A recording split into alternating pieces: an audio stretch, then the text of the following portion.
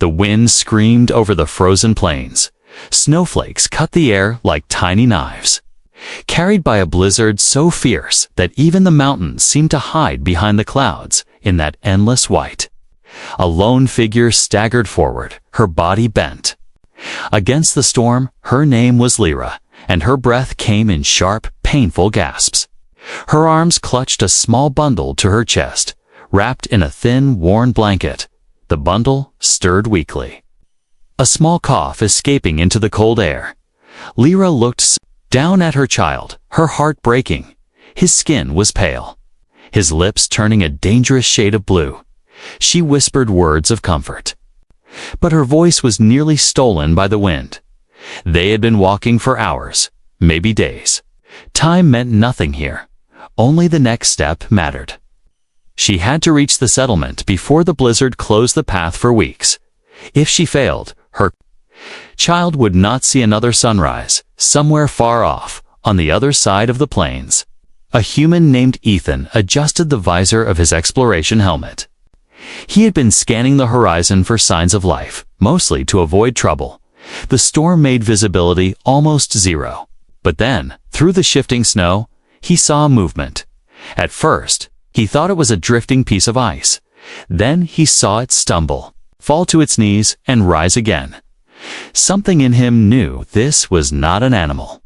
His AI companion in the helmet spoke urgently, warning, human life signs detected in storm zone. Survival probability near zero. Recommend immediate return to base. Ethan stared at the shape in the snow. Through the glare, he could make out the curve of a body, the way it shielded something small. Then the figure fell completely. Not moving, Ethan's breath caught. He knew the storm could kill him in minutes if he stayed out too long. But he also knew that if he turned back now, whoever was out there would never get up again. He swore under his breath and began moving toward the fallen figure. The wind roared in his ears, pushing against him like a living thing. His boots sank deep into the snow with every step. Lyra's mind was fading.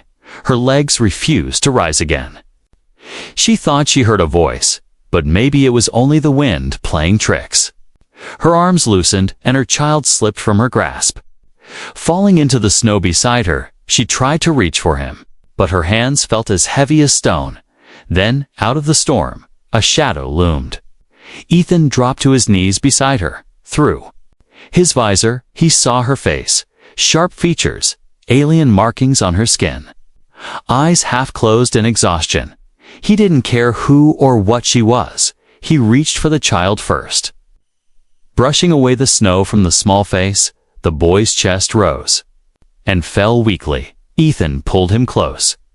Tucking him under his suit's heat layer, Lyra's eyes flickered open, and she saw the human. Fear shot through her. Her people had told stories about humans, dangerous, selfish, unpredictable. She tried to pull the child back, but her arms had no strength. Instead, she could only whisper, "Don't take him." Ethan leaned closer, his voice steady even through the storm. "You're not dying here, not today." The words cut through the cold like fire. Something in Lyra's chest stirred disbelief, hope, or both. He tried to lift her, but the snow beneath them groaned. A deep, cracking sound echoed around them. Ethan froze for a second. Recognizing the danger, the ice shelf under their feet was breaking. He tightened his grip on Lyra with one arm and kept the child secure with the other. Another crack ripped through the air. Louder this time, the wind screamed louder, as if the storm itself wanted to pull them into the darkness below. Ethan's boots slid as the ground shifted.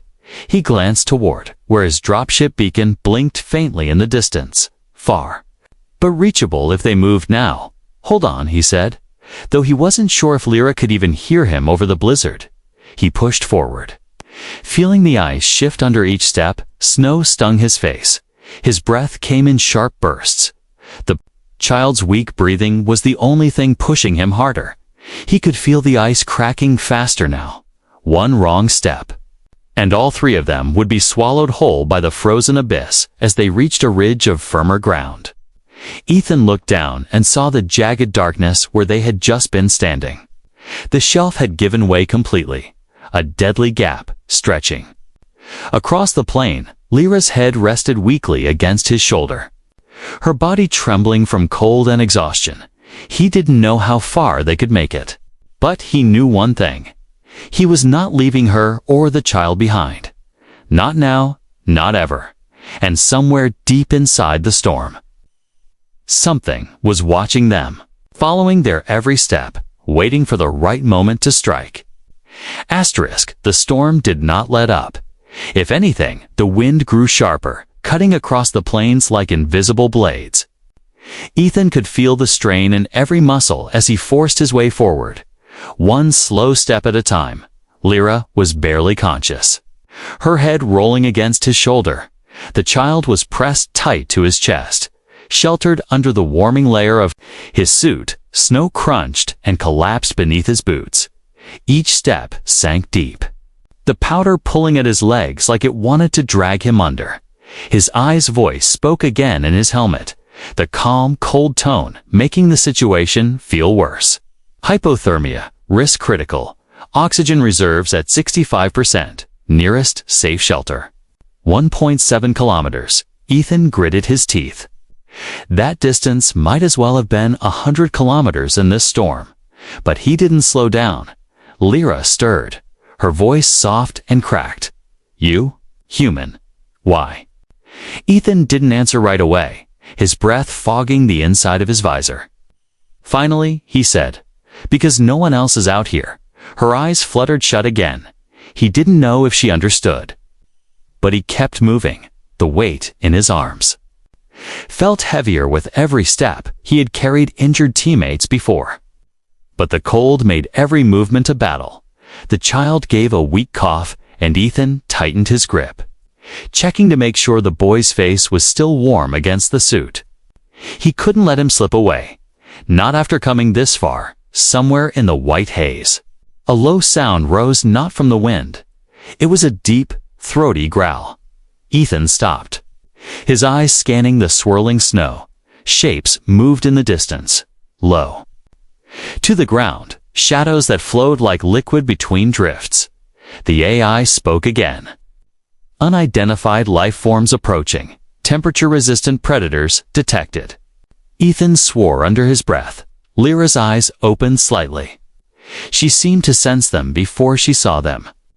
Her people had a name for these creatures, snow phantoms, hunters that could stalk prey for hours, waiting for the weakest moment to strike. They will follow, she whispered.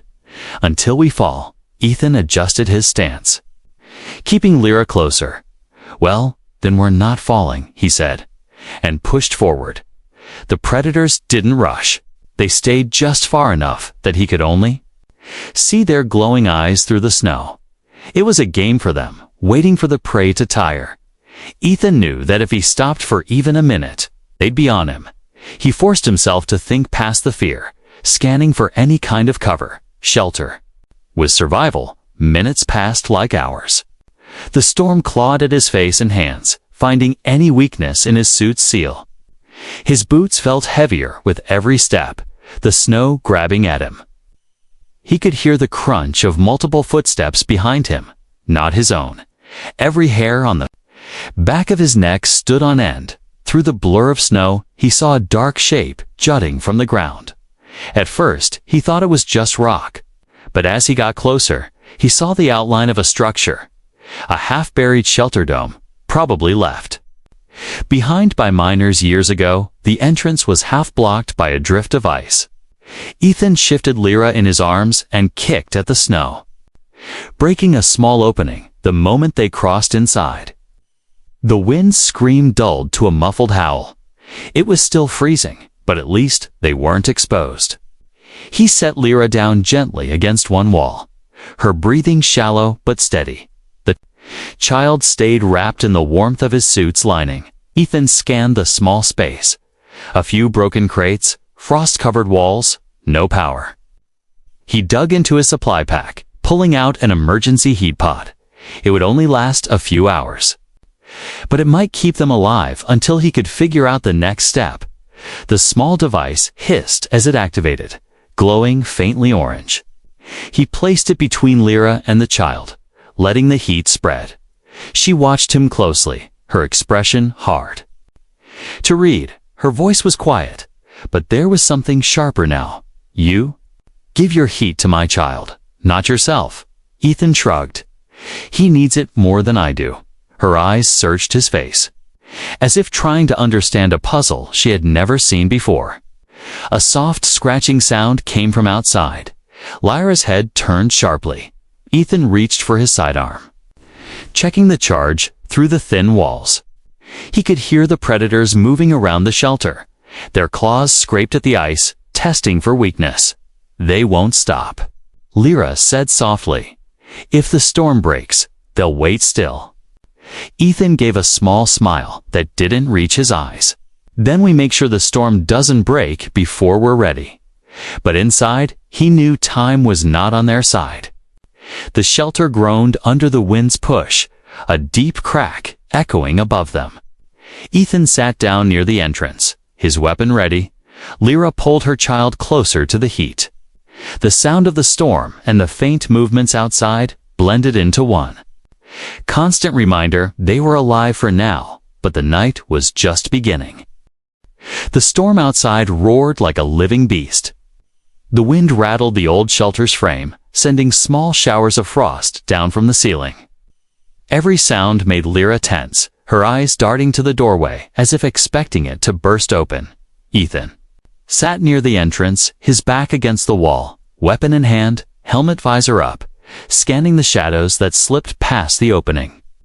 The heat pod glowed faintly between them, casting a weak circle of warmth. It was not much, but it was enough to stop the worst of the shivering. Lyra's child lay curled against her, his small chest rising and falling with slow, steady breaths. Every few minutes, she would check his face, pressing her hand lightly to his cheek, making sure he was still warm. Ethan's AI spoke in a low, controlled tone. Structural integrity compromised. External stress levels rising. Recommend immediate relocation within 3 hours. He didn't respond. Leaving now meant going back into the storm with predators circling. It was almost certain death. But staying too long meant the shelter might collapse. They were trapped between two dangers. Lyra broke the silence first. "Kay," her voice soft but edged with suspicion. "You could have left us human," she said. "Your kind would have called it mercy, letting the cold take us." Ethan looked at her, his face unreadable. "Maybe my kind isn't what you were told," he replied. Her eyes narrowed slightly, but she said nothing more. The scratching outside grew louder. Ethan's hand tightened on his weapon, through the thin wall. He could hear the creatures moving slow, patient steps in the snow, claws dragging in long, deliberate strokes. They weren't trying to break in yet, they were testing him, waiting. Suddenly, something slammed into the side of the shelter. The impact made the walls tremble and a thin crack appear in the ice near the entrance. Lyra's breath caught. Ethan moved forward, aiming his weapon at the gap. But the attack didn't come again. Instead, the sound faded, replaced by the steady crunch of footsteps circling the shelter once more. "They are playing," Lyra whispered. "They will come when they are ready, and when the storm weakens." Ethan glanced at the heat pod. It was already dimmer, the heat fading. They needed more warmth if they were going to survive the night. He searched the shelter and found a pile of old mining equipment, half buried under ice, among the frozen tools and rusted metal. He found a portable thermal torch, a device used for cutting through ice walls. It had just enough power left for a short burst of heat. He brought it back to the center of the shelter, pointing it toward the frost-covered floor. When he ignited it, the blue flame hissed loudly, casting sharp shadows across the walls. Lyra flinched at the sudden light and heat. But her child stirred, curling closer to the warmth. Ethan kept the flame going in short bursts, careful not to drain it completely. He knew they might need it as a weapon if the predators forced their way in for the first time since they had entered the shelter. Lyra looked at him without suspicion. "You give your fire to strangers," she said slowly. "You are not like the others we have seen." Ethan didn't answer right away. He focused on the torch, then said quietly, "Sometimes. You don't need a reason to help someone." She stared at him as if trying to understand words that made no sense. Hours crawled by. The storm outside howled endlessly, the predator's shapes flickering past the doorway like ghosts. The heat pod was almost dead now, and the torch's battery warning blinked a faint red. Lyra's child whimpered in his sleep. His small hand gripping her sleeve, Ethan saw her pull him closer and tuck his head under her chin, her own body shivering as she shielded him. Another loud scrape came from the doorway, closer this time. Ethan moved fast, pressing his back to the wall near the entrance. Weapon ready, through the gap, he saw glowing eyes staring back at him from the dark. The creature didn't charge, it just watched him, slowly. It lowered itself to the snow, resting its head on its front limbs.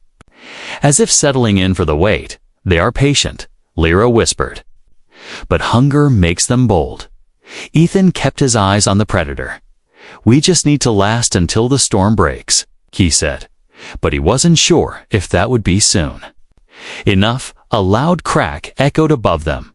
A slab of ice from the roof shifted, sending a blast of freezing powder into the shelter. The entire structure groaned, the walls shaking as if the wind had finally found a weakness.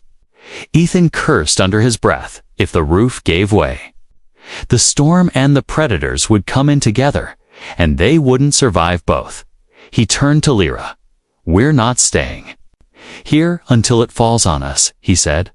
"When the wind drops, we move." Her eyes widened. "Out there, with them waiting?"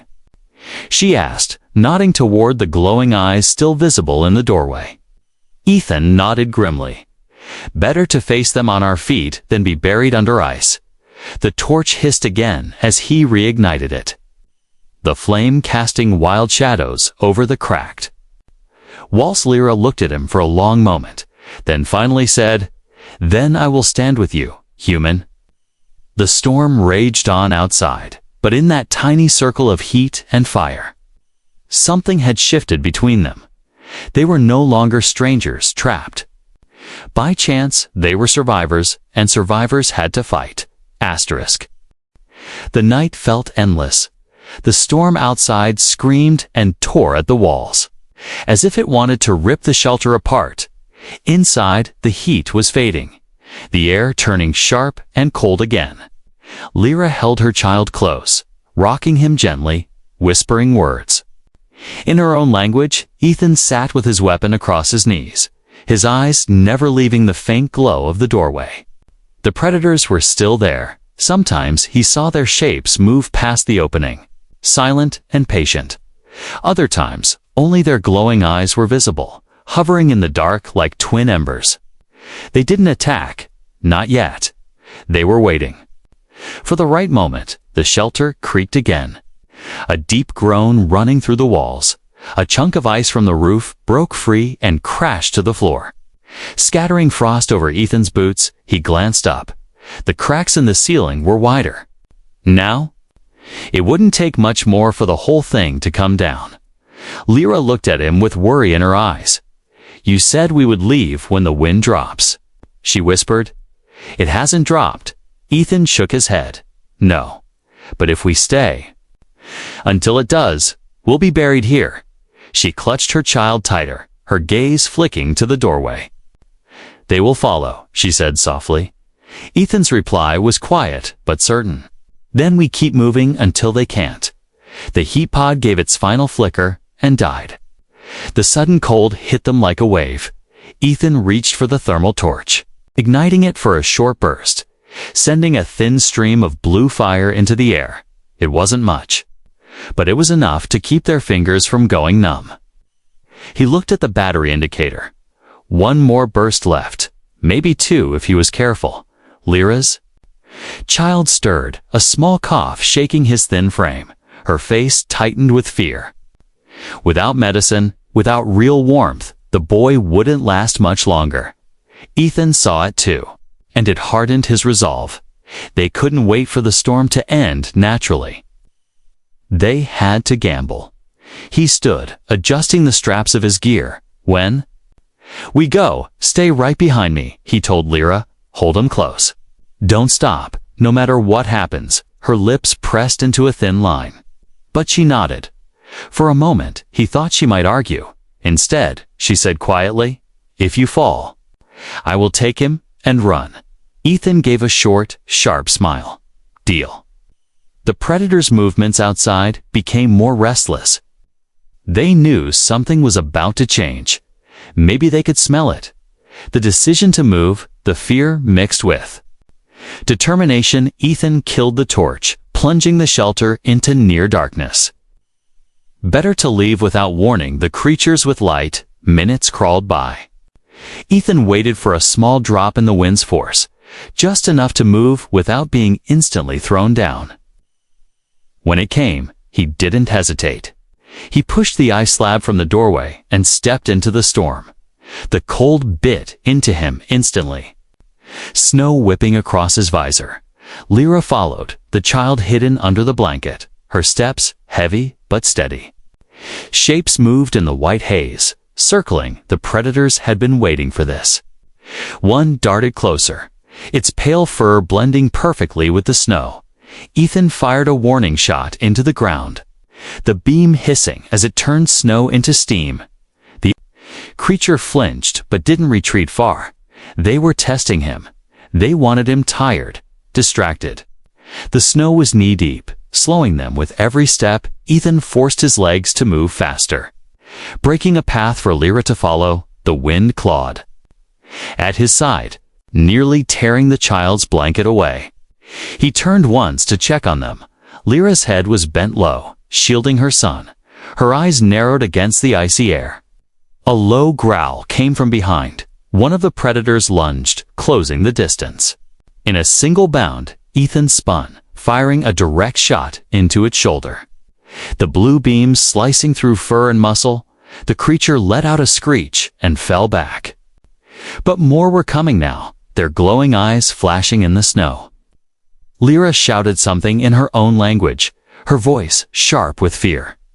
Ethan didn't understand the words, but he caught the meaning. They were surrounded.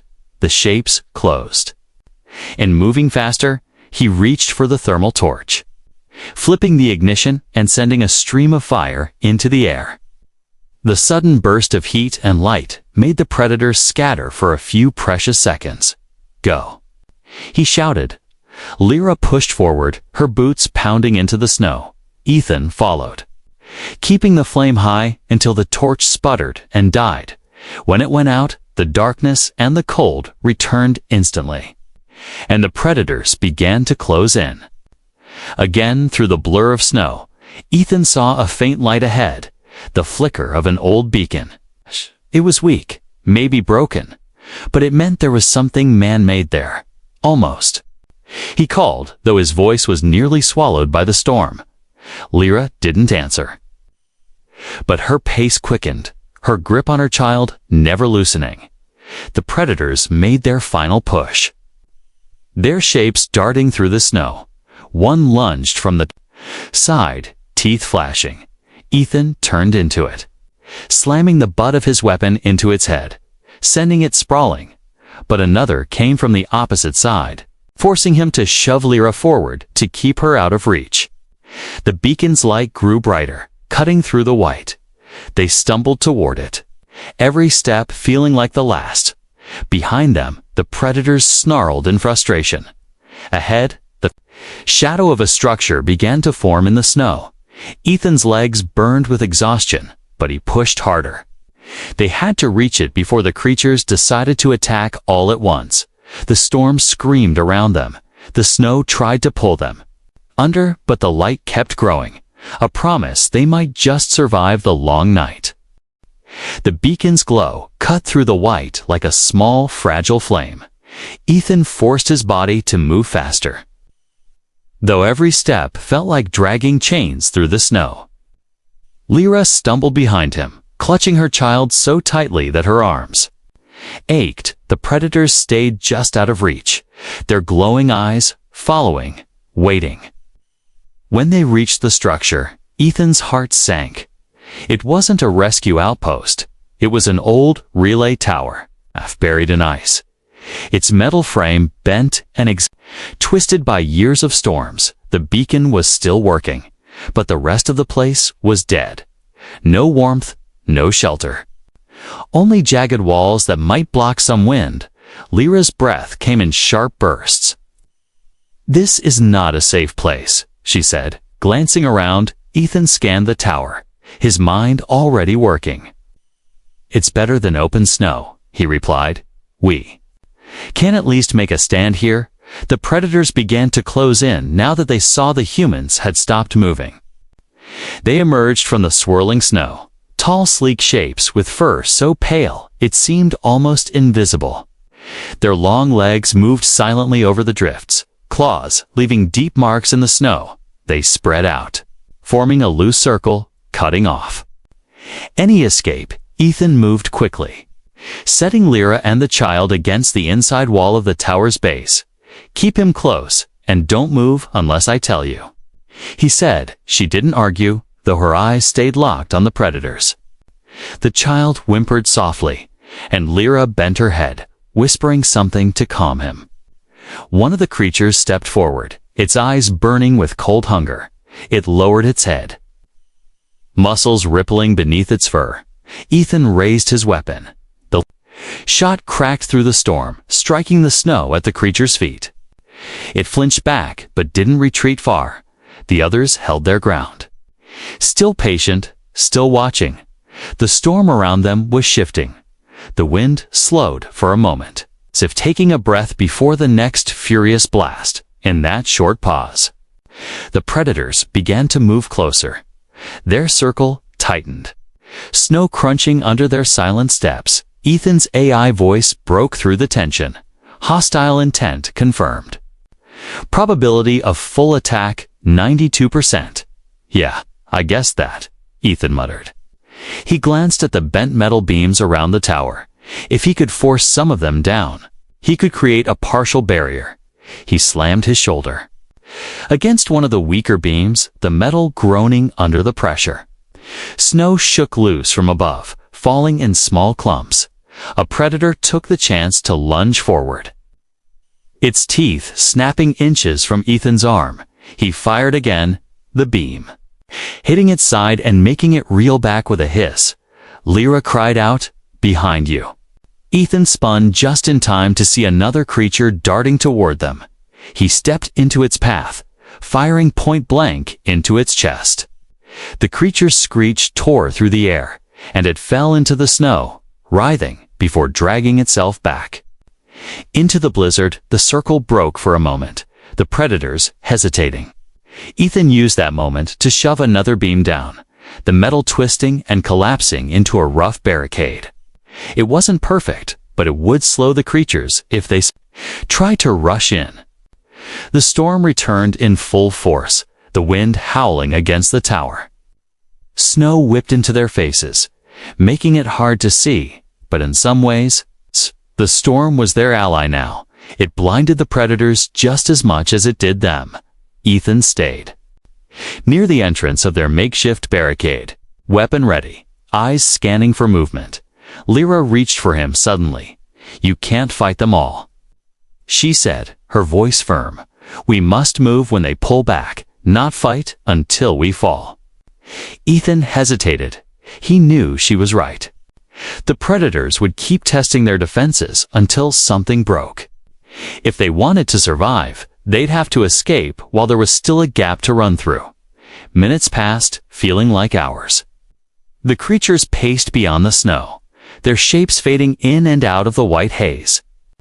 Finally, one gave a sharp, guttural call, and the rest began to pull back into the storm. Not far, just enough that their glowing eyes became faint. They were waiting again, letting exhaustion do the work for them. "This is our chance," Ethan said, He pulled Lyra to her feet and adjusted the straps of her blanket so the child was secure. "We head east," he said. "There's a canyon there if we get in. They can't surround us." Lyra nodded once, her jaw set. They pushed out from the tower, the snow deep and uneven.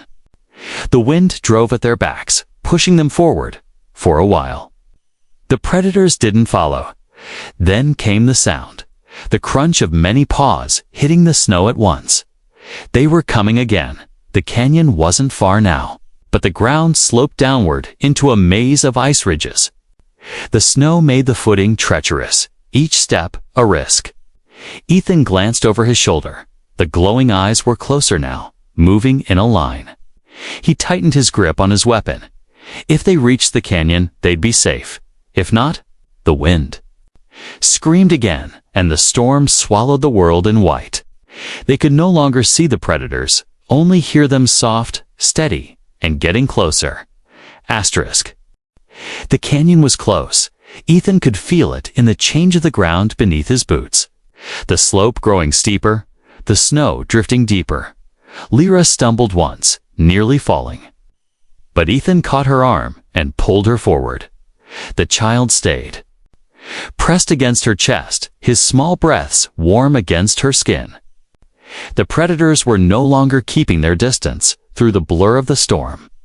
Ethan caught flashes of movement, pale shapes weaving between the snow ridges. They were closing the gap, their patience gone, their hunger taking over. The growls came next, deep and rolling through the wind like distant thunder. "We're almost there," Ethan called over his shoulder, though the words were more for himself than for her. The canyon walls began to rise in the distance, jagged, black rock jutting through the snow. If they could reach it, the narrow space would make it harder for the predators to attack from all sides. A sharp bark echoed through the storm. It wasn't the sound of fear. It was a signal. The pack broke into a run. The first predator came. From the right, leaping through the air with claws extended, Ethan spun, firing his weapon. The beam striking the creature's flank and sending it tumbling into the snow. But another came from the left. Faster, Ethan didn't have time to turn. Lyra stepped forward, an ice shard in her hand. She swung it with surprising strength, striking the predator's face and making it recoil with a screech.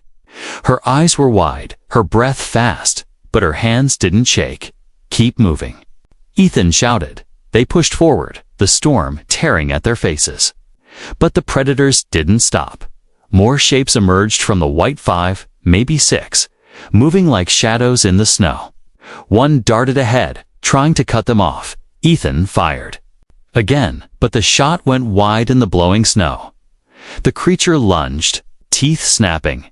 He met it head-on, ramming his shoulder into its chest and knocking it aside. It rolled in the snow, but came up fast, circling again. The canyon mouth loomed ahead now. But the predators were desperate. 2 came at once. One from each side. Ethan shot one, the beam burning a black mark into its fur. Lyra slammed her ice shard into the other's shoulder, twisting it free before the creature could bite her. Snow sprayed up around them as the pack closed in. Ethan's weapon was running hot. The charge almost depleted. He fired again, the beam weaker now. One of the predators fell, not dead, but too injured to rise. The others slowed only for a moment, before surging forward again. "Go, Lyra," Ethan shouted. She hesitated, looking back at him. "I won't leave you," she said, her voice fierce. "You're not leaving me," he replied. "You're getting him to safety for a heartbeat." She didn't move. Then she nodded and pushed forward into the canyon mouth, the child in her arms. Ethan turned to face the pack. The narrow space meant they could only come at him 2 at a time. He leveled his weapon, firing at the first. Hitting it square in the chest, it fell hard. Snow exploding beneath its body, the second tried to leap over the first. But Ethan sidestepped and slammed the butt of his weapon into its head, sending it crashing into the rock wall. The growls rose again. echoing off the canyon walls. Ethan could see Lyra ahead, setting the child down behind a rock outcropping before turning back toward him. Her eyes were bright with defiance. She ran back into the fight without hesitation. This time, she had 2 ice shards, one in each hand. They fought side by side, Ethan firing when he could, striking with the weapon's heavy stock when the charge was too low. Lyra darting in and out, cutting and stabbing, her movements fast. Despite the heavy snow, blood both red and dark blue stained the white ground around them. The pack hesitated again. They had lost too many. And the narrow canyon made it hard to use their speed. Ethan took the moment to grab Lyra's arm. "We move deeper," he said. "Find cover and make them give up." She nodded. And together, they backed into the canyon, weapons raised.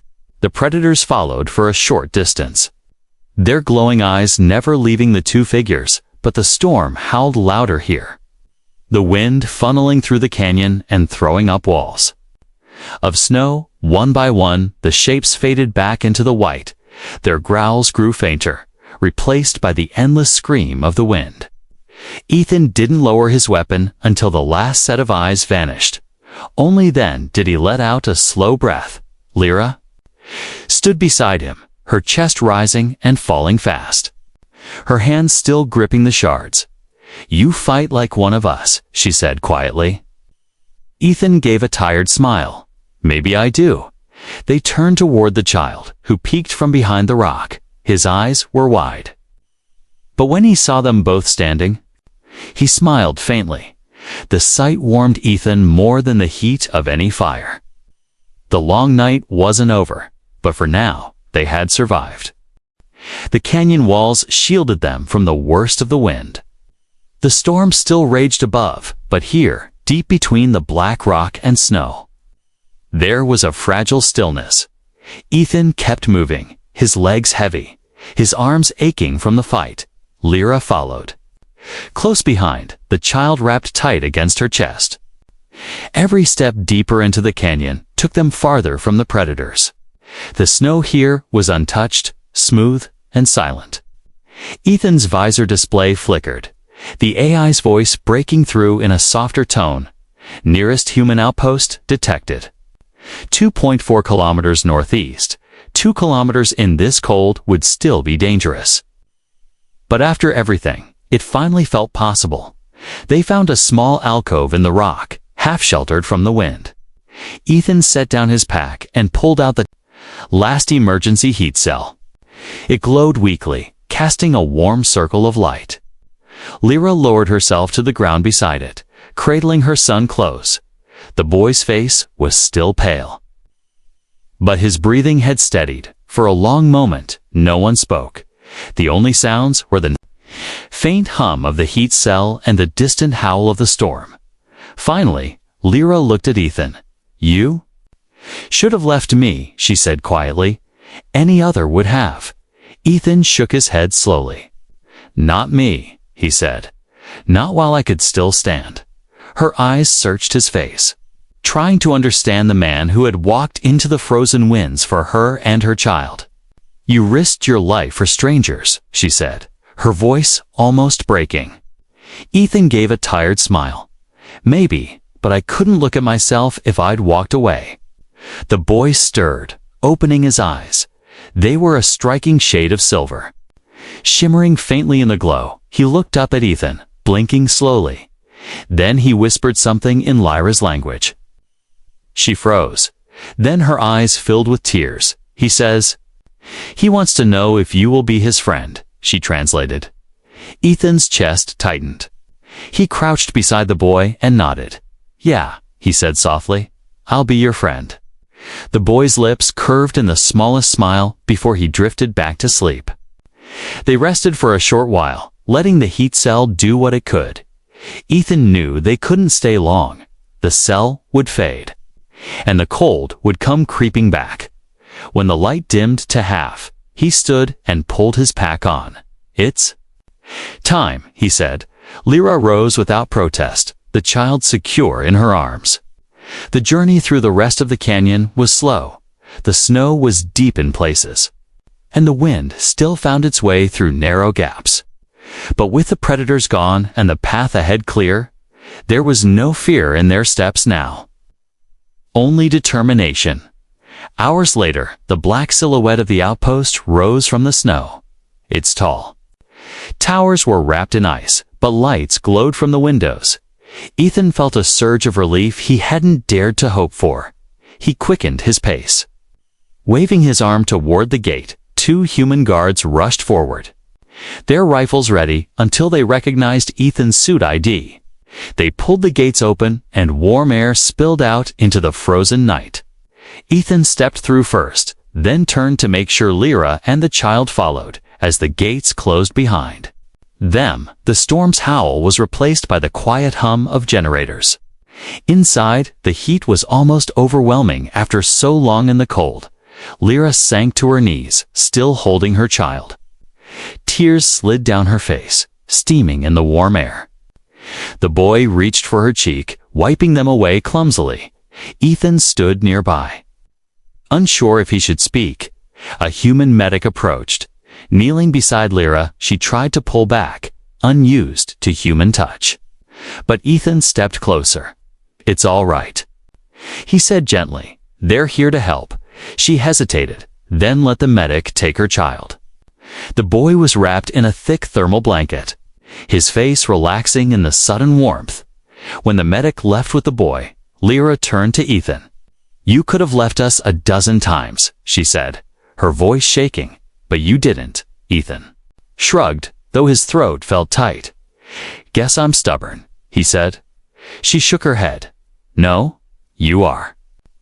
Different then. Without warning, she knelt before him, her head bowed low, her hands pressed to the floor. In her people's culture, it was the highest gesture of gratitude. Ethan froze, unsure what to do. "Hey," he said softly, "you don't have to bow to me." Her voice trembled as she replied, "You saved my child, Ethan. You saved me." He reached down and pulled her gently to her feet. "You don't owe me anything," he said. "Just..." Live, she met his gaze, and for the first time, her eyes were warm. "I will," she promised, hours later. After the medics confirmed the boy would recover, Lyra found Ethan sitting near the outpost's main heater. She sat beside him, her hands resting in her lap. "My son," she said quietly, "will grow up knowing the name of the human who walked into the storm for him." Ethan glanced at her, a small smile on his lips. "That's enough for me," he said. The storm outside would rage for days more, but inside the outpost there was warmth, and for the first time in a long time, there was hope.